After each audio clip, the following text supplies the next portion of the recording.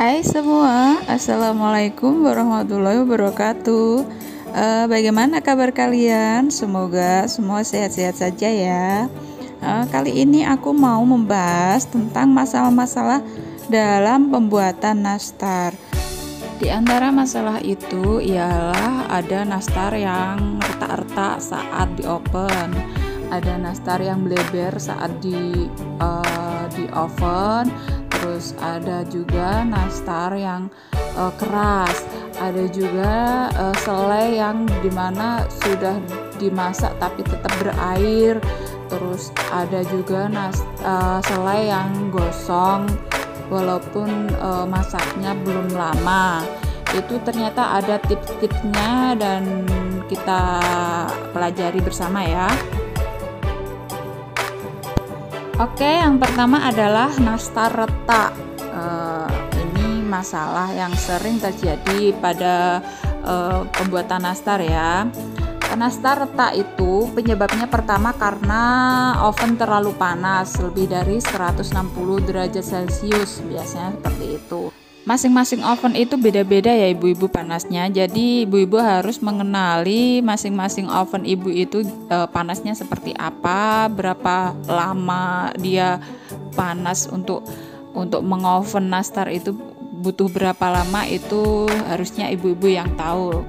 Biasanya nastar itu bisa mateng sempurna itu antara 30 sampai 35 menit. Jadi ibu-ibu harus rajin-rajin mengecek nastarnya saat di oven ya.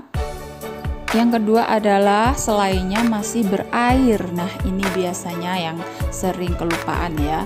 Karena kalau selainya itu berair, saat di oven itu airnya mendidih, jadi membuat kulit nastar itu meletek atau retak. Jadi kalau ngisi nastar itu selainya dipastikan selainya sudah berkurang airnya atau sudah kering ya. Nanti saya bahas selai yang bagus itu seperti apa, nanti saya bahas di belakang. Selanjutnya adalah mengocok telur terlalu lama. Nah ini ibu, kenapa untuk resep saya itu telur saya pisahkan dengan adonan margarin dan gula, karena ini kalau ngocok telurnya terlalu lama nanti dia terlalu mengembang dan menjadi retak.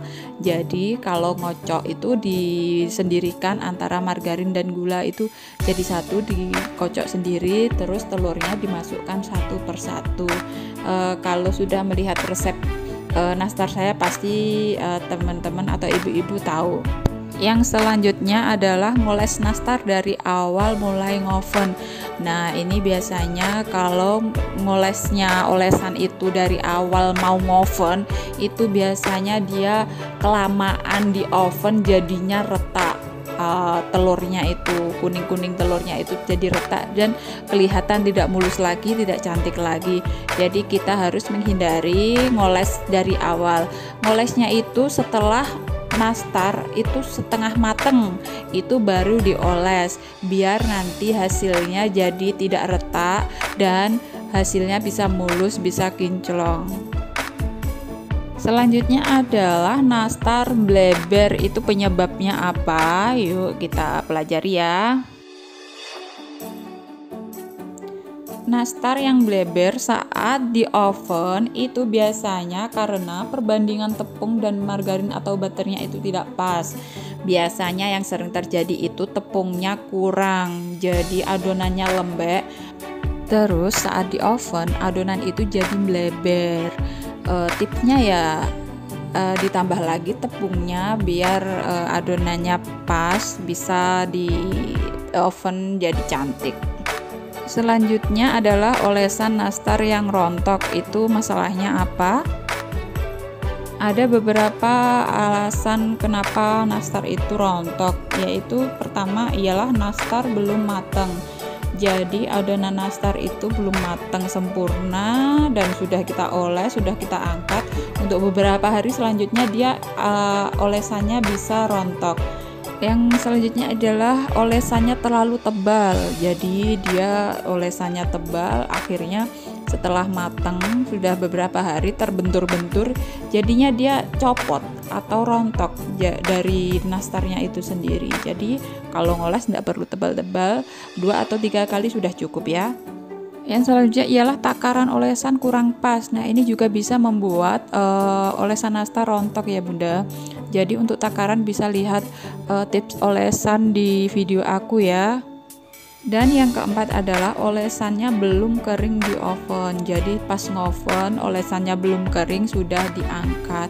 Nah, saat belum kering seperti ini biasanya dia lengket. Saat terbentur dengan nastar yang lain dia akan lengket dengan yang lain, jadinya rusak, rontok gitu ya. Masalah selanjutnya adalah selai yang berair. Itu gimana tipsnya? Selai yang berair itu artinya selainya tidak kering. Itu biasanya kalau dibuat nastar itu tidak bagus, nastarnya bisa menjadikan retak. Nah, ini tipsnya untuk membuat selai yang pas ya. Kita kurangi dulu cairan dalam nanasnya dengan merebus nanas dulu sampai cairannya berkurang, baru kita masukkan gula. Nah, ini tipsnya untuk membuat selai agar tidak berair. Karena kalau kita masukkan gula dari awal, nanti gulanya menjadi karamel, dan sebelum dia kering dia sudah gosong. Jadi warna selainya sudah gosong, rasanya udah pahit, dan disitu masih berair. Nah, seperti inilah selai yang bagus, dia tidak berair dan warnanya juga tidak gosong, hasilnya juga nanti tidak pahit. Kalau mengisi selai dengan keadaan selainya basah, nanti beresiko untuk selanjutnya dia nastar itu tidak tahan lama. Biasanya dia tidak bisa kering dan beresiko untuk jamuran. Nah, itu berbahaya ya kalau dikonsumsi, kalau berjamuran. Jadi ya harus benar-benar kering ya Bunda.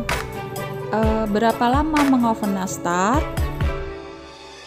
Mengoven nastar itu tergantung masing-masing ovennya ya Bunda. Jadi Bunda harus tahu oven Bunda itu panasnya gimana. Normalnya itu nastar bisa matang dalam waktu 30-35 menit dalam panas 160 derajat Celcius ya. Kalau oven Bunda itu lebih panas, berarti kan lebih sedikit waktunya, atau mungkin kurang panas jadi lebih lama waktunya. Jadi rata-rata itu ya 30-35 menit itu nastar sudah matang. Bagaimana cara agar saat adonan dicetak tidak cepat kering?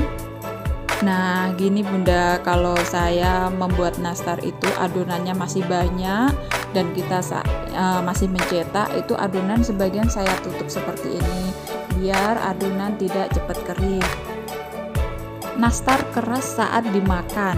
Nah, ini nastar keras saat dimakan itu biasanya itu caranya membuat nastarnya kurang pas ya Bunda. Biasanya itu Bunda salah saat memasukkan tepungnya atau memasukkan bahan-bahan yang lain. Biasanya di mixer sampai habis, atau biasanya diuleni kayak membuat donat. Itu salah ya. Untuk membuat nastar itu tepungnya dimasukkan sedikit-sedikit sambil kita rasakan tepungnya itu cukup atau belum. Terus ngaduknya itu pakai spatula dan dengan gerakan yang pelan seperti ini ya. Kalau diuleni atau seperti kita membuat donat, itu dipastikan adonan kita nanti hasilnya keras. Bisa dicoba ya Bunda, caranya seperti ini. Dimasukkan sedikit-sedikit tepungnya, kita aduk, sedikit lagi kita aduk. Memang membutuhkan kesabaran, tapi nanti hasilnya nastar jadi empuk, jadi lumer, tidak keras. Demikianlah masalah-masalah nastar yang dialami atau yang biasa dialami oleh para pemula. Semoga informasi ini bermanfaat dan jangan lupa untuk subscribe channel ini agar channel ini bisa lebih berkembang. Dan terima kasih. Wassalamualaikum warahmatullahi wabarakatuh.